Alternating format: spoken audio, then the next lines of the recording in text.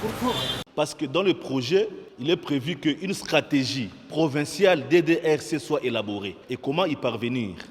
Si ce n'est d'abord par des rencontres, des consultations comme celle-ci, qui donnent un peu les grandes idées, les grandes réflexions qui peuvent être écoulées maintenant sous forme d'un document qu'on appellerait document sur la stratégie DDRC.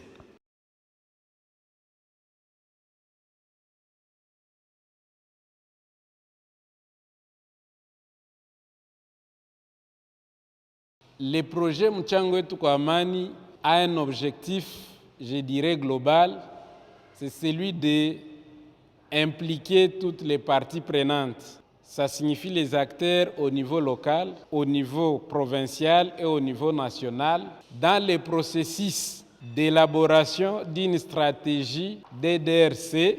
Et cette stratégie DDRC, une fois élaborée, qu'elle soit validée au niveau provincial et national. Ceux qui se sont démobilisés, c'est ceux qui étaient de Kamina et Kitona. Et depuis Kamina et Kitona, nous n'avons pas d'autres personnes qui se sont démobilisées. Les jeunes à risque. Ce sont ces jeunes-là qui quittent la brousse, ils servaient les groupes armés, se désengagent volontairement et veulent intégrer la communauté. Vous vous inscrivez dans la logique de dire et de mobiliser quelqu'un qui est passé à Kamina ou à Kitona et qui a reçu la carte de démobilisation, ainsi de suite. Ça, c'est une école. Mais tous ces gens qui ont quitté les groupes armés, même il y a une année ou il y a 2 ans, et qui sont passés par les services de sécurité de l'État, comment on les appelle? Je prends le cas de Kabare où l'autoproclamé général Maeshe a suivi un processus de sensibilisation. Et la MONUSCO était là, et le ministère de l'Intérieur, tout le monde, toutes les autorités de la province impliquées. Et il est sorti avec 150 éléments et ils ont remis autant d'armes. Ils ne sont pas allés à Kamina, on leur a donné juste des papiers qui expliquent qu'ils se sont démobilisés localement. Pour nous, nous considérons dans le cadre de ces projets qu'ils sont aussi démobilisés.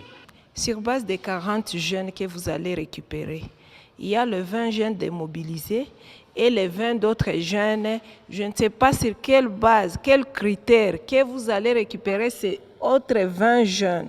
Si nous choisissons Kiliba ou si nous choisissons Sangue comme site, la première chose à faire, c'est de mettre en place un comité local. Ce comité-là sera représentatif. C'est à travers ces comités-là, et tenant compte des réalités du village en question, qu'on va élaborer de manière participative les critères. Oui. Une fois, vous pouvez trouver que 2 ou 3 communautés sont en train de se mobiliser pour quitter la brousse. Et les autres gardent d'abord, n'est-ce pas, de voir est-ce que ou bien de continuer leurs activités. Est-ce que ceux qui seront démobilisés n'auront pas encore tendance de retourner? Par rapport à ce qui a marché dans le programme d'aider actuel, c'est qu'on a réussi à faire quitter certains combattants de la brousse. Ce qui n'a pas marché, c'est leur prise en charge. Parce qu'il y a eu les non-prises en charge et la renaissance encore des groupes armés. Et le DDRC, ça signifie que ceux qui vont quitter la brousse, ça ne demande pas que ces gens puissent partir encore à Kitona ou à Kamina, ça sera à base communautaire. On peut dire qu'une fois désarmés, on est démobilisé. Et puis on doit passer au processus de réinsertion dans la communauté. Le désarmement, la réinsertion communautaire. À mon avis, je crois qu'on doit impliquer la communauté dans le processus du début jusqu'à la fin. Il faut que les communautés soient formées et informées. Après avoir sensibilisé, identifié les combattants, on peut alors passer à la réinsertion. Avant tout, je crois qu'il faut faire la prise de contact avec les combattants avant d'arriver avec les combattants pour les sensibiliser et les identifier.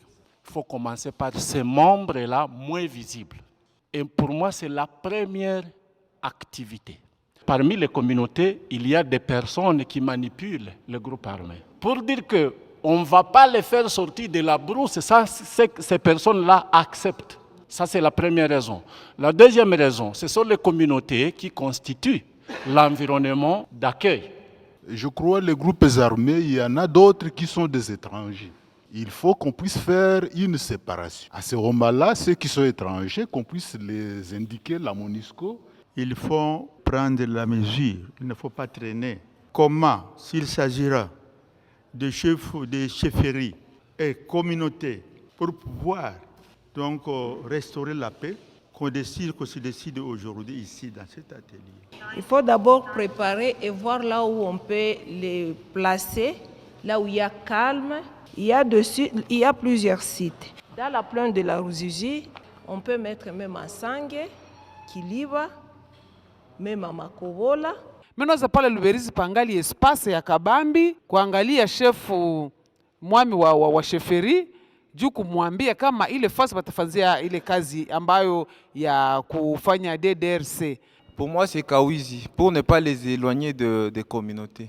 Sinon, celui qu'on a amené à Luberizi ne sera pas différent de celui qu'on a amené à Kamina et c'est pas partout ailleurs là. Dans la plaine de la Ruzizi, il y a beaucoup d'agglomérations là-bas. Là, on peut leur chercher un cantonnement au lieu de les amener encore à côté des militaires. Et sinon, nous voulons leur apprendre quoi encore? Les métiers d'armes.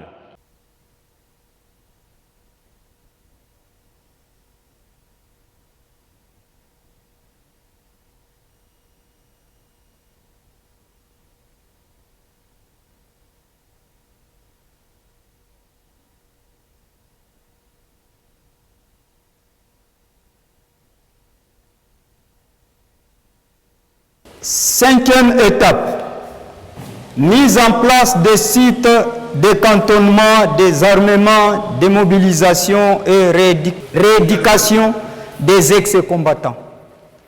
Comme acteurs, les autorités civiles. Dans les autorités civiles, nous avons les chefs de chefferie, administrateurs des territoires et gouverneurs des provinces. Sixième, nous avons formation socio-professionnelle.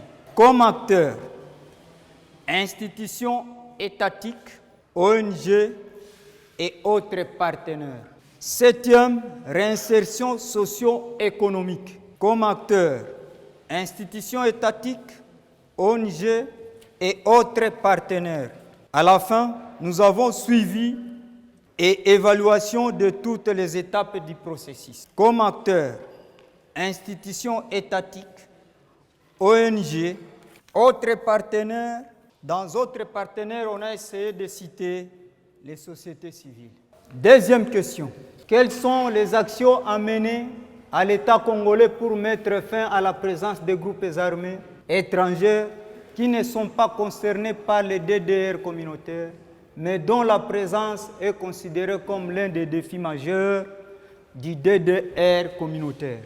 Comme réponse à la question, nous avons dit comme action, application de la convention de la CIRGL. 2. En cas de résistance, l'armée régulière passe à l'action de traquer, neutraliser et les mettre hors d'état de nuire jusqu'à leur anéantissement. On nous a soumis deux questions. Il s'agit de quels sont les mécanismes de coordination entre les différents niveaux de l'État qui doivent être développés pour plus d'efficacité du D2RC. Deuxième question, quels sont les éventuels risques auxquels le D2RC pourrait faire face dans les contextes du Sud Kivu et quelles sont les mesures de prévention de ces risques? On a dit que la collaboration doit être étroite entre tous les niveaux de l'État, dès la base jusqu'au sommet. Aussi, il doit y avoir une harmonisation des responsabilités ou tâches de différentes entités. Pour la deuxième question, donc les éventuels risques auxquels D2RC pourrait faire face dans le contexte du Sud Kivu. D'abord, pour les risques, premier tiré, on a parlé de mauvais choix des sites. On a parlé, deuxième tiré, de mauvais encadrement dit à l'insuffisance de financement. On a parlé, troisième tiré, résistance de certains groupes armés. Il y a quatrième tiré, déstabilisation des démobilisés par les groupes armés étrangers. Il y a l'autre tiré, c'est influence des manipulateurs ou tireurs de ficelles. Pour l'autre tiré, il y a mauvaises informations de découragement des groupes armés par la communauté et d'autres acolytes. Ce qui s'agit de la prévention de ces risques, on a dit d'abord, premier tiré, faire un bon choix des sites, engager un financement conséquent, conscientiser les combattants sur la démobilisation sincère. Quatrième tiré, prévoir les mesures adéquates de sécurité des sites. Ça, c'est la FARDC, notre PNC là.